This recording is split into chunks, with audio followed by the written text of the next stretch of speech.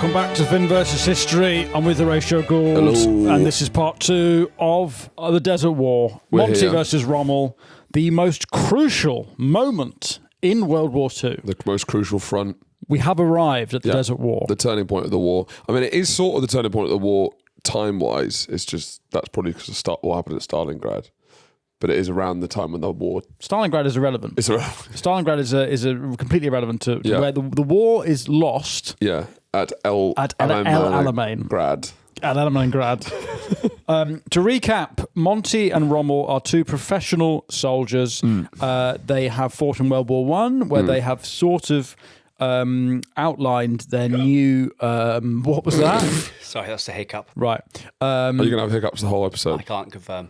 Right. I mean, there's nothing you can do about it. As a producer, you cannot have hiccups while we're recording. I don't think I can help that. No, you can't help it. It's not a protected characteristic, okay? It's not say something that might scare him. It's not in Martin Luther King's speech, okay? I have a hiccup. You cannot use hiccups as an excuse. A mortgage, trying to scare him. Yeah. Imagine a mortgage. Imagine being married to a woman. I'd love that.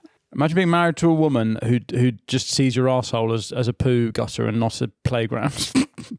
Sorry? I don't know what... I don't know what you mean at all there. Come on, you know what I mean?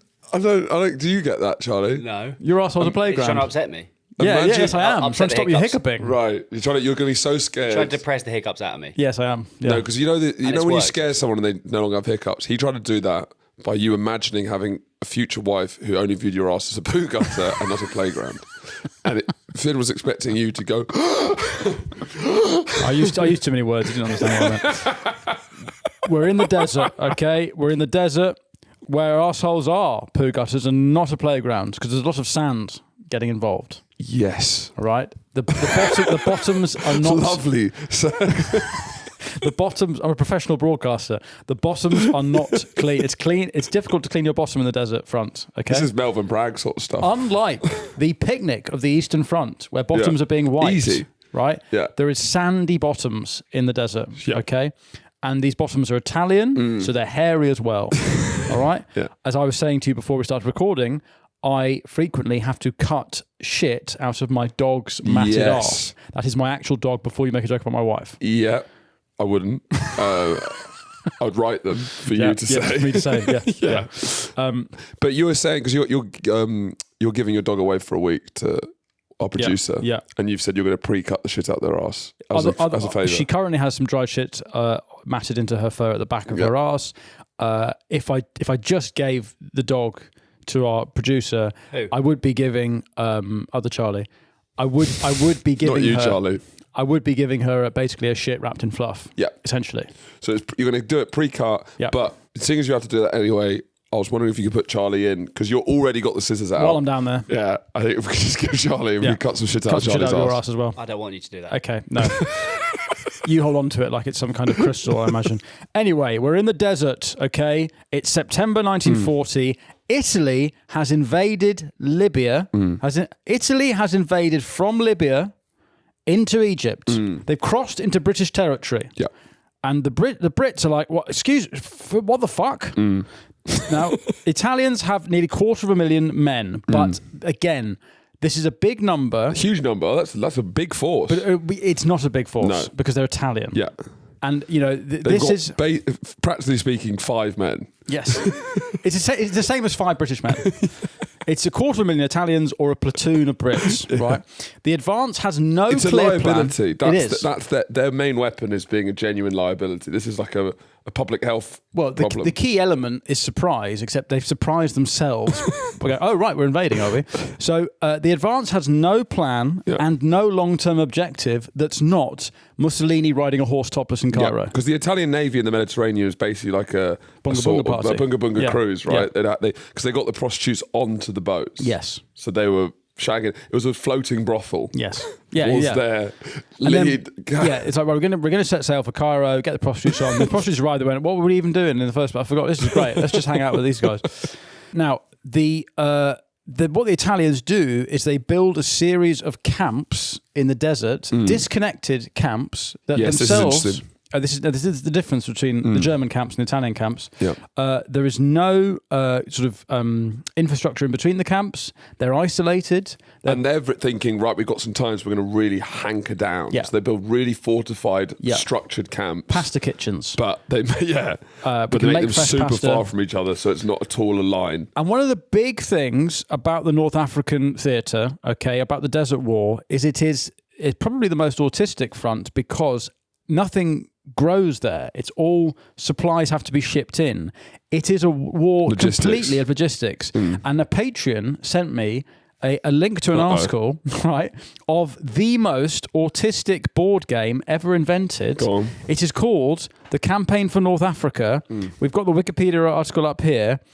It was made in 1978. It is a strategic board war game that simulates the entire North African campaign.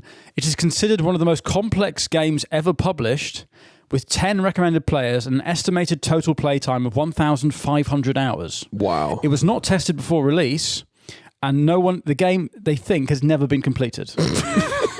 Right, so if you just go down... Who made it? It's made by Richard Berg. Oh my God. Oh, yeah. Oh my God. Photo of him up. Richard H. known Berg. as the Pope of Wargaming.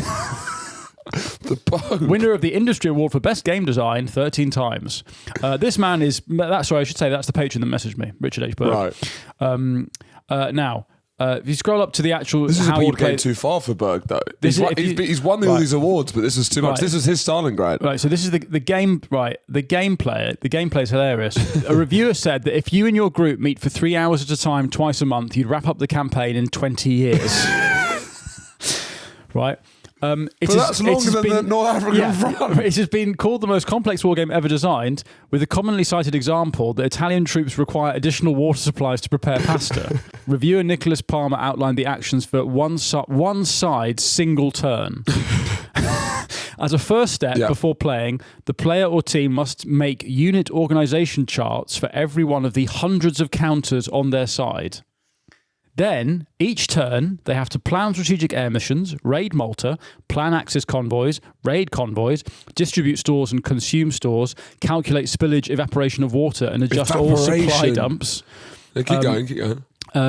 Reorganize units, calculate attrition of units short of water and stores, begin building construction, begin training, rearrange supplies, transport cargo between African ports, bring convoys ashore, deploy Commonwealth fleet, ship repair, plan tactical air mission if airplanes are fueled, begin air mission, which would involve a side mission of fly to air combat, fire flak, carry out mission, return to base, airplane maintenance, place land units on reserve. Move units and a reaction, move more units. Then you get into the combat phase of the turn. This is when we started combat. Designate each tank and gun as deployed forward or back. Plot and fire barrages. Retreat before assault. Secretly assign all units to anti-armor or closer assault roles. Adjust ammunition. Deploy destroyed tank markers and update unit records to reflect losses. Carry out probes and close assaults, release reserves, move rear trucks, begin repair of breakdowns, make patrols, repeat all movement a second time, repeat all movement a third time. This entire sequence would then be repeated by the other player, which would complete one turn. You know when you're on like a family holiday and you're playing a card game and someone's never played it before? Yeah. And you just I'll explain to you the rules. Imagine trying to explain... it's simple. So we play this every year. Yeah. So it's quite a simple game. All you got every 20 years. We play it once in a generation. But what they say is, you'll pick up as we go along. That's what they say. The rules will become obvious. Let's do a practice round. No, you've moved your tank too early. You've not calculated the water evaporation from the desert. There's even... Wow, that's incredible. Shout out. There's even a moment where they say that if you're playing as the British, more of your water gets evaporated because you're not using jerry cans, you're using barrels. Christ. I mean, it's the most... And this is what people do for fun. And in the reviews, they say, this is not a game. This is a historic simulation of running a war campaign in the desert. That's absolutely incredible. Anyway, so that's why this theatre is so autistic. It's such an autistic magnet. Because it's so technical. It's all logistics. It's all supplies. Ultimately, you could say that is why Monty prevails. Yeah. So anyway, the Italians invade... Except they don't. They build loads of camps, and the camps aren't connected to each other at all. Even though they're quite fortified, they're not actually. No. They're not mobile at all. They're hunkered down Making separately. pasta. So basically, it's like, let's split up all the forces. Yeah. And so make them have no connection with each other. 250,000 men. The British garrison in Egypt has maybe 30, 40,000, something like that. 36,000 troops. So they wait in these camps, the Italians, until engineers were meant to build this victory road, would go along. Oh, so that's still the main thing. That's the most important thing, is building the road for parade. Mussolini to go It's down. before the Premier League starts. Well, let's plan the parade route. Right. Now, the North African theatre is quite unique in that it's basically, there is one road going along the coast. Well, sorry, across the all Italians countries. do it like the board game if I was playing it without knowing the rules. Yeah. And you hadn't planned on playing the game. Yeah, if you haven't played it. That's how Italians played it. There should be one person who doesn't know the rules. Yes, and they play they're the Italians. Yeah, they think they're playing Boggle. Well, why don't you just stay? Hey, so they build these cabs, and then the Brits essentially just pick them off. Yeah. So at the time of the invasion, Commander Earl Archibald Wavell, the golfing commander, he was a man who would be asked about like a serious situation. He'd be like, "I'm just going to go play around a golf. One I'm gonna second. get right back Need to to you. clear it. Please, I just need to clear my He head." needs like a post-golf clarity before he can think of it. Exactly. You can't do anything without post-golf clarity. He had one eye, was caricatured as the old general, and pompous, aristocratic, an empire man. Yeah. Again, what's so great about this series? This is the empire's last hurrah. In that it's men with big shorts who are trained in hot temperatures. It's on an imperial. We're using theatre. all the forces. Yeah. The Australians, the New Zealanders, the Indians Yeah. play a part in this, and we beat the Nazis Yeah. without the Americans. And then after this, never really reaches. Obviously we're around on D-Day. Falklands is just, we're rerunning it. It's Well, as we it's say, battle enactment. it's every 40 years. Yeah. Dunkirk and North Africa. Yeah. Then it's the Falklands. And then it's the Taipei. Taipei rescue. Yes. Okay. It does get, less. The scale goes down as we go through. Anyway, so Archibald Wavell, the golfing commander, the one-eyed golfer, him and General Richard O'Connor lead Operation Compass in December 1940, which is a massive counterattack. So it's one road going all along the coast of Libya, which at this time is called Cyrenaica, and Egypt, and then pretty much everything south of I don't know, pick a town, I don't know, Safati, is just inhospitable desert. They have these sand seas, the Sea of Sand, Right. where you just like an ocean, you just get lost in the desert. Yeah. And when we're talking about the SAS, which we'll get into on the Patreon, they start using the desert, which is part of the reason that they become successful, because really it's quite a narrow battlefield. It's very, very, very wide. Because you need to be near and the long. coast, because that's where all the Supplies are coming from, Yeah. because I don't need to reiterate the game. Yeah. Before you attack, you need to refuel. You need to account for evaporation. How much more excess water? This is how Monty wins the war. Anyway, Operation Compass, the Brits pour out of Egypt, and they just one by one pick off these big Italian, essentially garden pasta kitchens. Yeah. The Allies push Italy back into Libyan territory. 130,000 Italian POWs are taken. That's their main weapon, is having to deal with that many prisoners of war. Hostages. Yeah. So that many people who weren't even killed because they gave up. No, please, no. There's so many people. If you surrender en masse, you become more of a problem than if you carried on fighting. Of course. Because now... They can't just kill you. If you look at the amount of in the gameplay of the Western Desert campaign, you now have to, all those supplies... Keep them alive. You have to keep them alive. It's a fucking nightmare. And Where do these prisoners of war get kept? Because I've always wondered that with like massive... It must be keeping them for like the whole war. There's also It's a nightmare. there's like four British blokes per 50 Italians. Is there like free range and battery? Well, the Japanese were battery farming prisoners of They war. were. They just said, don't You care. should not... If you're eating Japanese eggs in the 40s, it's not good stuff. The way they treated them, it was more, we were like human rights. They said, fuck off, basically. So Compass gets halted by the Allies. They decide not to push them further into Libya and out of North Africa. Which is a debated decision. Yes. No, this is where it gets complacent, maybe. very interesting, because basically what's happening is that the Italians have also gone into Greece at the end of 1940. But somehow, in this kind of like nap derby. Like, nap mogging. They Finally found a place they got nap mogged. And yet the Italians are that incompetent that they get flummoxed by the Greek resistance. Greek resistance. Right. Yeah. And that's not just throwing a plastic chair at the Italians. Yeah. They can't handle that. So now, arguably, you could make the case that Italy, how bad they are, fucks the World War for the Nazis. Yeah. Because Hitler at this time is planning Operation Barbarossa. That's his big thing. His big thing. He wants to invade his dream. May 41 before the winter comes in Russia. Get it done before the winter. However, because the Italians can't even beat the Greeks and have been pushed all the way back out of Egypt. He doesn't care about North Africa. That's just not... No. He doesn't care about Mussolini wants to ride topless on a horse. Yeah. That's his dream. He's like a Make-A-Wish kid, essentially. Yeah.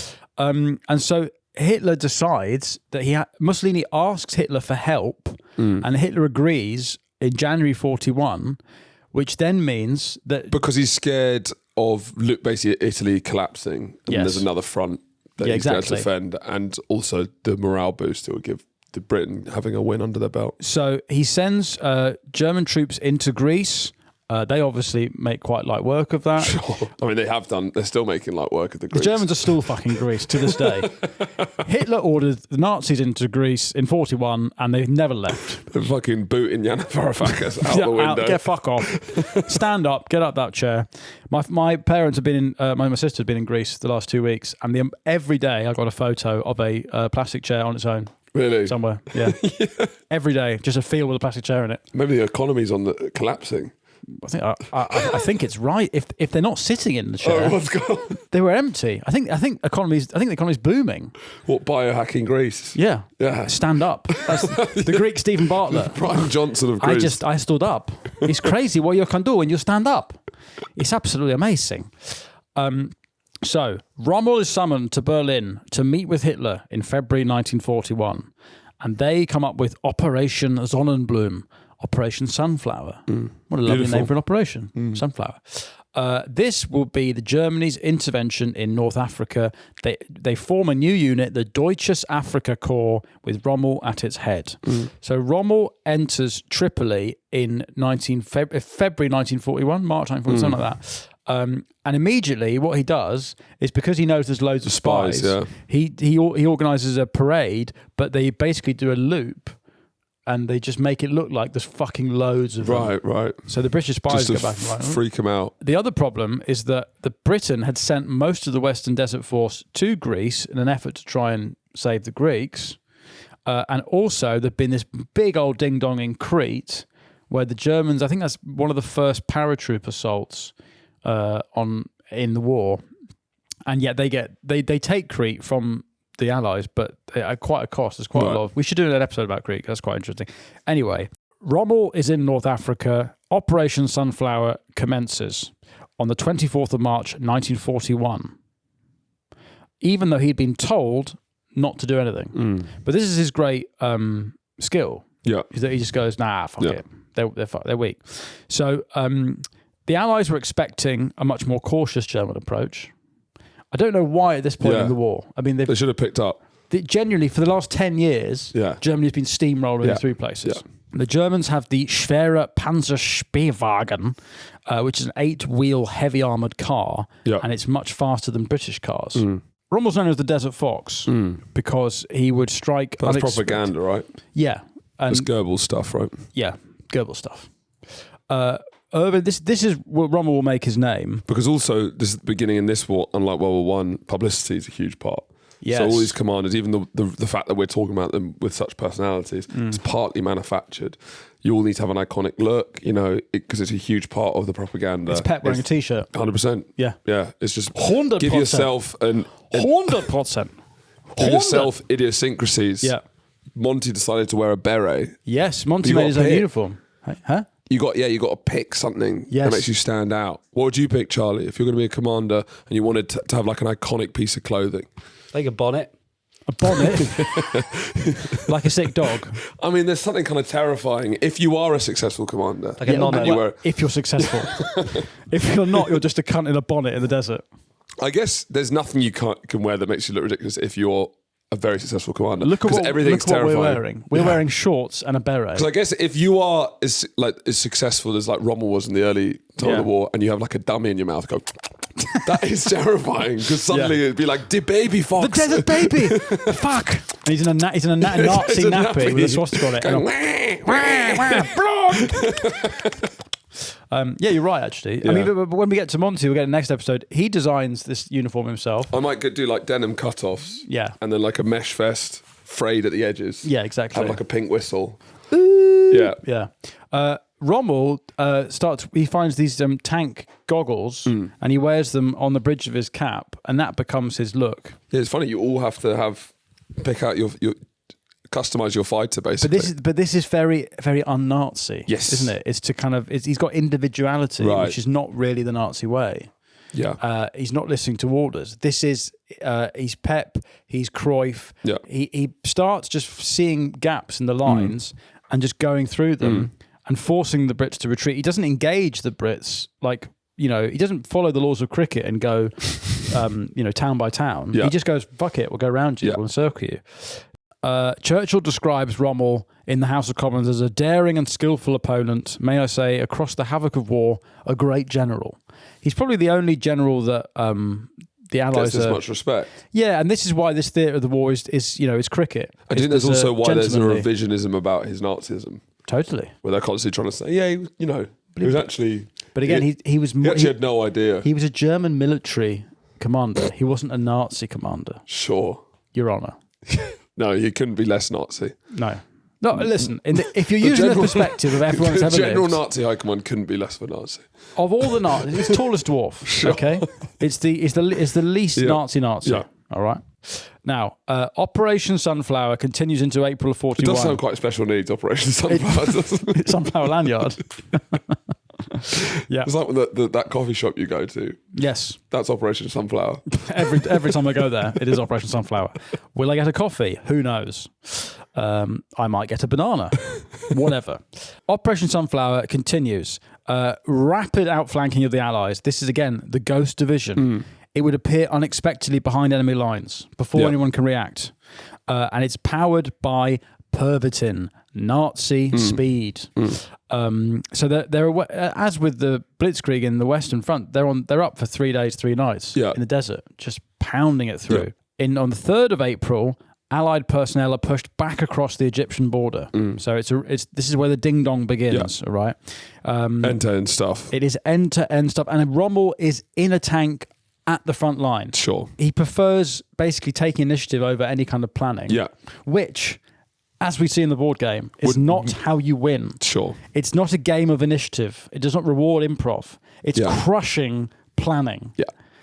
Imagine playing a 20-year board game. What happens if just like a counter gets knocked off and Well, think about the life events that happen over 20 years. You get divorced. You definitely get divorced. Of course you get divorced twice. And also having to play it during the divorce, the different levels of proceedings, you know. It's pretty amazing. Yeah. Anyway, so Rommel's also an absolute dog, of course, because to recap, he married, he got engaged to someone, went somewhere else, knocked someone up, had a kid, went back and married his original one, and then the baby mama killed herself, but then she was called Wahlberger. Wahlberger Stemmer. So all well that ends well. Now, Sonnenblume, Operation Sunflower, the special needs operation, it fails to capture Tobruk. A siege begins on the 10th of April 1941. Tobruk is basically staffed with Australians. Yeah. This is their But the Aussies are some of the most fierce fighters of the war, apparently. Well, in the Pacific theatre as well. They're fucking nuts. Yeah. Because there's not that many of them, but they seem to They hold out for something like 200 days, don't they? How long is the siege of Tobruk? Can you find out? What is it, Charlie? What were you going to ask? Well, is this kind of... Are they more likely to be good because we're closer to them all being kind of prisoners? Is it that the closer you get to the start... I imagine there's a wildness to the Aussies. Especially at the start, which I thought you meant the fact that they're besieged, that they kind of were like, we're in jail. I get it. That's stupid if that's what you're saying. No, I'm saying because it's quite a new country. Yes. Genetically. Yes, no, I think I would support that theory. Yeah, they're tough. Your Honour, I'd support that theory. They're tough fuckers. Because so what? Australia is sort of colonised early 19th century, right? So 1800s. So what you're saying, 5 generations. Yeah, thieves. Also, they're white people who, in the heat, they've been acclimatized to the desert. Whites in the desert. Yeah. You know, Angry. Dangerous. angry, Red. burnt, right? There's nothing more racist than a burnt white guy. Sunburnt whites. That's us as our most racist. Stay away from the sunburnt whites. Okay. Everyone's like, oh God, it's white power, so it's red power. That's what you've got to be It scared is of. red power. Yeah.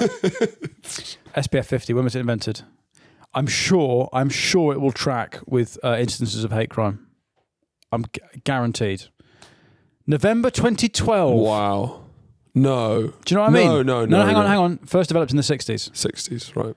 But that's SPF. When was sun cream invented? 32. By an Australian. So this is, to place this. Yes, we should place this. This is after the invention of sun cream, before the invention of SPF 50. So racism's being moved, but it's in a midpoint. It's an awkward midpoint. It's the beginning of the end for racism. It's the 30s. And the death And then, throes... wait, you're saying that racism ended in the 60s then? Obviously it ended in the 60s. Obviously. I mean, obviously. It's common knowledge. Have you seen another recent clip of Errol Musk? No, another one. It's an unbelievable clip. But this time he's being interviewed by someone who's... Fuck, we have. The Mandela one. The Mandela we one. Got to get up. Yeah, let's get up. Get Errol Musk talking about Nelson Mandela. We're just checking back This in. is so good. I mean, on- before you play this, what's fascinating about this version of Errol is... The interviewer here is quite different to the interviewer before. Yes. The interviewer before is kind of like, oh, that's kind of interesting. This guy's actually calling him out. And it's quite interesting to see a man of such ignorance being called out by facts. It's quite interesting to see how he starts to move. I'd say we're reaching the peak, like, impenetrability of Errol Musk's self-delusions. Yeah. In that even an aggressive Paxman-esque interviewer, he's just swatting it away like it's nothing. Like, this is excellent bowling, and he's just like plonk. Yeah. Have you seen that new wonder kid of the IPL? No. Who's basically smashing Bumrah around the park? It's terrifying. He's 17. Right. That's Errol Musk in this interview. Okay. Right, play it. As far as oppressing the blacks were concerned, that's not true. Every black had work. Blacks had owned their homelands, and we were not allowed to buy land in their homelands. Victim and white complex for the people, whites. had more or less the worst land. Errol, that's just completely incorrect. The homelands were 14% of the total land of South Africa. The vast majority of the land, 86%, was black people were forbidden from buying land, which was traditionally their land. That's our understanding. This is just the basic understanding of what apartheid was. As an English-speaking South African, I had absolutely no say in the government. That's great. The government is run by the Afrikaans group. But you could vote. But you could vote. Well, you could vote, but the voting was hopeless. We had elections which we only lost because the numbers were too small for our side. But black people were not allowed to vote. They were completely excluded from the election process. I want to come back to some of the things that you have said in other interviews where you've compared Tommy Robinson to Mandela. Specifically, do you agree with that comparison? Do you think that Tommy Robinson is like Mandela? Well, yes. Obviously common knowledge. Killed many people with the things that him and his group did. Women when did Mandela was. kill women and children? Come on. Well, before 1963, they planted various bombs around the country. I don't want to get into that. And so, but I think it's quite important to get into it because you say that he was guilty of killing women and children, but he was never charged with that. He was charged with something else. He was charged with sabotage and conspiracy to plan guerrilla warfare against military targets. He was never charged with killing women and children. Found guilty of. No, he wasn't found guilty. He wasn't found guilty. He admitted to. He pleaded guilty to the act of sabotage and to organizing guerrilla warfare. And so there wasn't even. I mean, he actually pleaded guilty. He didn't take the non-guilty plea. Well, I was there, so... I was there, so it felt like I was right. What he wants to say is, shut up, you fucking nerd. Yeah. Like, who gives a fuck about stats? Yeah. You're a fucking nerd. But what's amazing about him is how he's so bored by reality. Yeah. He's constantly being reminded of, like, we actually did this. Well, I don't want to think that. And it's funny, we bring up Errol Musk as such a meme of person, but historically, if we think about now, in 100 years, how people will look back at 2026, the historic figures, Putin, Trump, probably Musk will be viewed as one of the most historic figures of the last 20, 30 years. Well, with his AI, Twitter, Elon Trump. certainly, but Errol is the real. I'm just saying, for such one of the true historic figures of the age, which you will be remembered. Yes, Errol, yeah, the fact that his dad, who fed him, like. This is of huge. We keep bringing him up, but it is of huge historic importance. As I was saying, I read a brilliant book on holiday called The Netanyahus by Josh Cohen, and it's all about basically Netanyahu's dad, who was a revisionist Zionist, and he is the intellectual foundation for everything Bibi Netanyahu's doing. Very interesting, fascinating. In the same way, look at the dads. Look at the dads. Always look at the dads. Always look at your dad. Monty's dad. Planning. Yeah. He proposed to a 14-year-old. Yeah. Didn't marry her till she was 16. Proposed at 14. Planned. He met an 11-year-old and he went, well, 5 years of planning. I need to account for the evaporation of water. Yeah. Okay. Who's May Musk? That's Elon's mum. Lovely. Fine. His mum's a dietitian, but then Elon Musk has one of the strangest builds of all time. Get Elon Musk's chest. How does one acquire this chest? Yeah, what's going on there? Like, look at that. I've never seen that build on anyone. I'd kill for that chest. Something's going on. I think he's absolutely ripped. Look at him. A beautiful boxy figure. That's the ideal man, that. He's built like a brick shithouse. What are you talking about? What are you talking about? Beauty standard. That's my male beauty standards. I want a thin back and a massive upper chest. No belly. Huge chest. Massive rib cage. Small head. The lateral raises he's doing. How has he got? He looks pregnant, but like in his chest. Phenomenal. Apparently it's because he's had like a gastric belt or fucking Ozempic, but he still ate through it, and so it's like up. warped it. Lovely. Phenomenal. So anyway, so the Australians. It looks like he's got a pillow under it, like a jumper. Yeah. He looks like he's had to have reconstructive surgery after a butt plug has gone through him in an MRI. Anyway, we need to get back just to check on Errol Musk, which is important. He's the grandfather of the pod. Errol, if you're listening, please do more interviews. Yeah. We love it. I love it. And please, we'd gladly have you on the show. We'll get you on the show. Ideally over Zoom. There's something funnier about him over Zoom because he looks like more of a dad. But also there's a delay, and I think he's more in his element over Zoom. I don't believe that at all. No, I'm in my own it feels like FaceTiming your dad. I'm in my own house. I say what I want to my own house. You're on a Zoom call, a live podcast. I don't care. One woman's another woman. Fucking the blacks were not oppressed. Yeah, you could vote, but they never won who you voted for, so it was pointless. A mental point. Blacks didn't have the vote. Yeah, but no one I voted for won anyway. So it's pointless. So I basically didn't have the vote. So That's not how it works I was at all. oppressed. No, you had the vote. Oh, they didn't win though. So apartheid was against me. Anyway, a hero. He's on the wall of. He's friend on of the pod. Friend of the pod. Grandfather of the pod. So the rats of Tobruk, the Australians. That's what they're named. They're not just calling Australians rats. They hold the besieged port for 241 days. One of the great sieges of the war. Tobruk. Constant bombardment. They're called the rats because they hid underground in caves, right? Yeah, so in the daytime, they would hide underground while the Germans would shell them. And then at night, they'd come overground and they'd fight and try and push them back. Yeah. It changes. How many times has Tobruk changed hands in the course of the North Desert? Pierre will know this off the top of his head. How many times? 3 times during World War II. This is Rommel at his height is in the sort of autumn of 1941. Now, Hitler at this point has invaded the Russian front, which is kind of a sort of side quest, really. It's kind of irrelevant. That's sort of the grand scheme of the war. But he's sucking more and more troops and resources that way, which is taking crucial men away from the most important. The most important. So this is the big mistake for Hitler. It's Hitler's great mistake.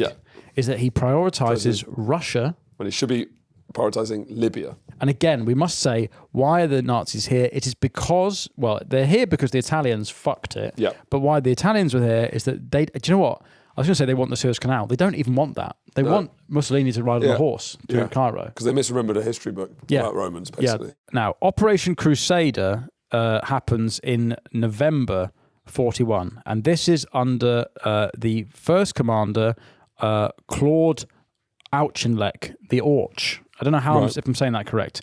Now, he was a homosexual, we think. Okay.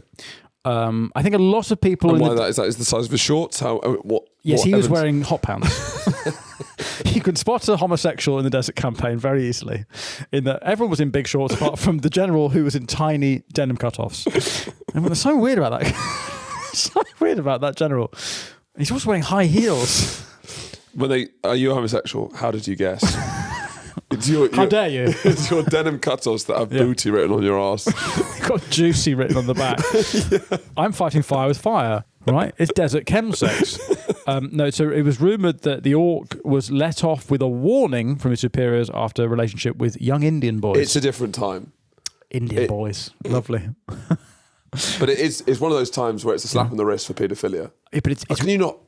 Please, but this is again the 40s. You're slapping on the wrist, and also this is what I mean. It's the last spasm of empire, right? Racialized paedophilia, young Indian boys, crazy. It's crazy that's your thing, young Indian boys. Why is it crazy that's your thing?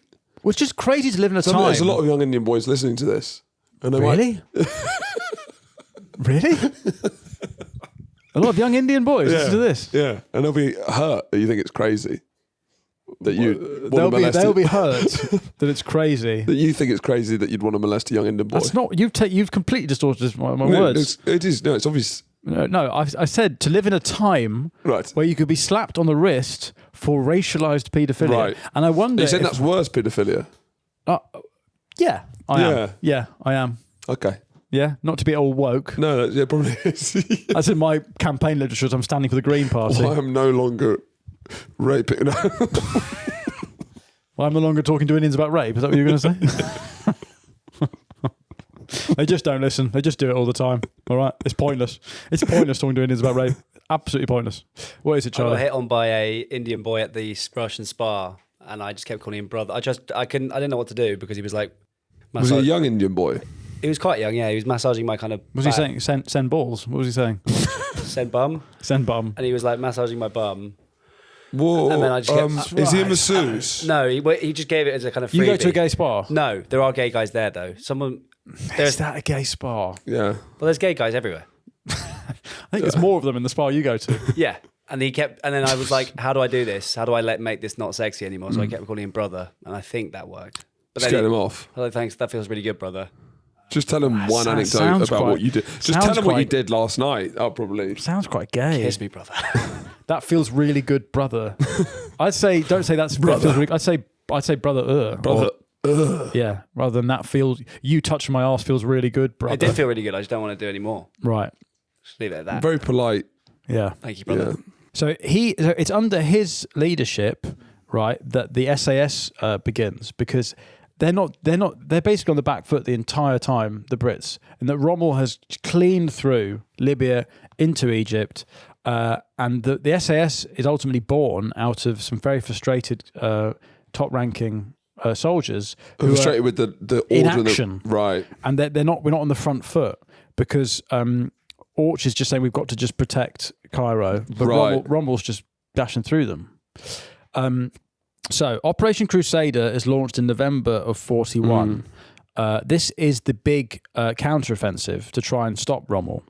They meet at the first battle of El Alamein. Okay, now this is a key stretch because essentially this is the last. It's on the south. You've got the is it the Qattara Depression? I believe it is the Qattara Depression. Have you been to the Qattara Depression? I've never been to the Qattara Depression. I've experienced the Qattara Depression. Yeah, of course. That's when I got very bored watching a documentary about Egypt. The Qattara Depression. Now, is that just a load of sand? Is that a posh way of saying sand?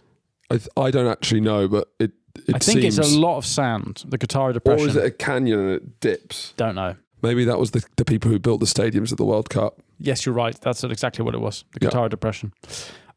It's a big load of sand, and basically, so that's a sort of essentially a hard border on the conflict, and then El Alamein is this stretch between the Qattara Depression and the coast. That's the last bit before you get into Cairo, Alexandria, Suez Canal. Oh, so El Alamein's deep into Egypt, actually. So yes, it's right on the back, right before the Suez Canal. So Operation Crusader had broken the siege of Tobruk. They pushed Rommel back. But then in 42, by February 42, both sides have rebuilt their strength to launch fresh offensives. Right. So Crusader had forced Rommel back to El Aguila, which is I don't fucking who cares. Yeah. July 1942, the first battle of El Alamein. Deep into Egypt, Rommel has advanced and brought the Axis forces all the way back in. But so it's swung again. Crusader pushed them back towards Libya. He's invaded again into Egypt. But the problem with his style is that you can only go so far before they run out of steam, right? Because it's one long road and Libya is massive. Maybe not the size of India, but it's very big, right? And also at this point, like Malta's involved. That Malta is a key strategic island for the shipping. Yeah. And so there's a lot of British naval operations trying to interrupt Axis supply lines. I mean, Britain must have much better naval. In the Mediterranean, must be easier for them because they got. I guess Italy's there, yeah. Right? Spain aren't featuring at this point, of course. So Italy, it's all basically won and lost in how the supply gets from Italy to the coast or Malta. So there's a big battle for Malta. The Luftwaffe do loads and of that's raids. happening during this. This is all happening sort of during this, right? But the problem with Rommel is that he just sees a gap and just goes for it, and doesn't think about how the water evaporation is not accounting for using jerry cans. He wouldn't play the board game. No, and yet Monty would. Well, that's why Monty wins. Yeah, because he was playing the board game by himself. Yeah. Imagine playing by yourself. That's real. That's real. But you know what? I'm going to put a bet now that Pierre has at least heard of this board game. Sure. So, the first battle of El Alamein, it's a gay man in denim cutoffs fighting Rommel who's sucking on a dummy. Now, there are a series of ridges and positions, and the control of these ridges changes hands multiple times. We should say actually a bit about how grim life in the Desert War was. Yeah, flies. You don't think about the flies. I don't know if we want to do another episode where we talk about all of World War II and we rank all the things, but... Love to do that. Sorry. Put it in the diary now. Can you hide your erection, please? Sorry. It's at half mast. I'd love to rank theatres of war. The Queen is at Windsor. Sorry. The Queen is at the fucking Palace. London Bridge has fallen. Because I don't know what's the worst conditions across all theatres, because the jungle's pretty fucking awful. Desert's bad. Trench is bad. Like, what is the worst one? Like, you'd imagine Mediterranean is quite nice. No, but Italy, it gets, like, that's pretty brutal. A lot of the... Because there's no infrastructure in Italy, so it's all just sort of rocky and climbing up. But the flies are awful. Yeah. There's sand, obviously there's snakes. They're all wearing kind of like mosquito net burkas to try and eat. There's fucking snakes. The desert's filled with fucking snakes. I'm talking to you, Laura. Yeah. Bitch. Well, that's the orc on Instagram Live and his denim cut-offs. There's snakes everywhere. The real problem with this is all the fucking snakes. So if Britain lose control of El Alamein, then they basically have a free run into the Suez Canal. Yeah. So the Panzer Divisions launch a massive assault 1st July. They do sound like the Panty Divisions. Do you know what I mean? Yes. It's close. It is close. And they sound like they're sniffing panties as they go. They're furiously huffing panties. Yes. Well, at this point, maybe they think it's maybe the part of the surprise is that they call themselves the Panty Divisions, and then the people are expecting strippers to arrive, and actually it works the Italians for sure. Meth-addled Nazis. So, despite being outnumbered, the Indian Brigade, that's not what I call... That's what you call the local mayoral elections in London. Sadiq's cabinet, the Indian Brigade, they hold out for hours. There's a sandstorm, which means the Axis tanks overrun the position. This is because the Indians fight. To be fair, not to get all woke with it, but that's one thing that there's a lot of woke revisionism. But one thing that I think they got right is that the Indian war effort is not mentioned at all. No one brings them up. I mean, they did a lot. They do appear a lot. And the Aussies do a lot, Again, but again, it's just never brought up. It's the Empire. It's the classic Empire thing. When we're in a pickle, please help us, guys. As soon as we're not in a pickle, fuck off. Yeah. But at this time, Gandhi's also sleeping with running his mouth. He's the real terrorist, of course. Of course. The real villain. The real villain of the story is Mahatma Gandhi. But anyway, now this Indian brigade gets annihilated, but they delay the German advance, which buys the 8th Army time to reorganise at El Alamein. The 8th Army is the army that's fighting for the Brits, the Allies. So the geography of the area mean that Rommel can't actually outflank because of the Qatar depression. So it's the geography is on the Allies' side. Problem. It is a mental. Yes, sorry. Rommel gets very, very sad. He's allergic to good views. Yeah. It's all pretty gnarly stuff. And Rommel ultimately, by the late July, it goes on for about a month, but ultimately supply lines are too stretched. He cannot get fuel and resources to the front line. He can't get the bag in. He cannot get the bag in. Yeah, it's like now if you keep getting the bag, you don't add to the come down. But you run out of the bag, the come down's setting in. It's trying to call the guy again. We're in the middle of the fucking desert. Yeah, it's going to take 3 days to get here. We're going to have the come down before the guy gets here. So because the supply lines go all the way back to Libya. Yeah. They essentially get exhausted from being on drugs and meth the whole time. So essentially, the first Battle of El Alamein, stalemate. Mm-hmm. Now, the Brits are obviously fucked. Everyone's knackered. Yeah. The coordination between the multinational forces was quite bad. Yeah. The Orc was a gay guy in denim cutoffs. He wasn't really concentrating on things. The Orc? That's what he's called, the Orc. It sounds like a bear or an otter. It's a gay guy. Yeah. It's an ugly, hairy gay guy. Orchinlek. I don't know how you say it, but they're obviously knackered from the fucking heat and the sound. I mean, it's freezing at night. It's pretty. The extremes are bad. Yeah. It's a pretty bad time. Where would you want to be placed in a theatre of war? I would like to be a sort of guarding Bertus Garden, Eagle's Nest. Yeah, okay. Yeah, last line of defence. So really clean. You're not getting involved at all. You're just standing at attention. I'm booby-trapped to the nines, right, and I walk out when Easy Company get there in April, and I just put my hands up and just blow them all to shit. That's good. Yeah. I like that. Anyway. It's stalemate. Rommel has completely... Rommel has taken most of North Africa, and yet he's been halted by a stalemate at the first battle of El Alamein. Now, in our feels like we've not really got halted by it. It's how complicated this is. Yes. We're stuck in the desert. We are stuck in the desert. There's sand in our tanks at the moment. Yes. We're breaking down. It's all looking... The Brits are exhausted. We're knackered. We need an autistic man with knobbly knees to come and sort us out. Yeah. We need a dad on holiday. Morale is low. In our next episode, we will deal... Cometh the hour, cometh the autist. Monty will be here, but so will Pierre Novelli. Yeah. He'll be joining us. So we are flying an autist in to rebuild the morale of this series. Genuinely, we've got lost in the desert. And now we're helicoptering in. Our own Montgomery will be deployed next to fucking sort out where we are. Now, those next 2 episodes in the Monty Rommel series are already on the Patreon. We have £3 a month. You too can join a community of people that play the North African board game. Stop advertising it. It's done. Yeah. Okay. Fine. With too many patrons. Too many. Don't join.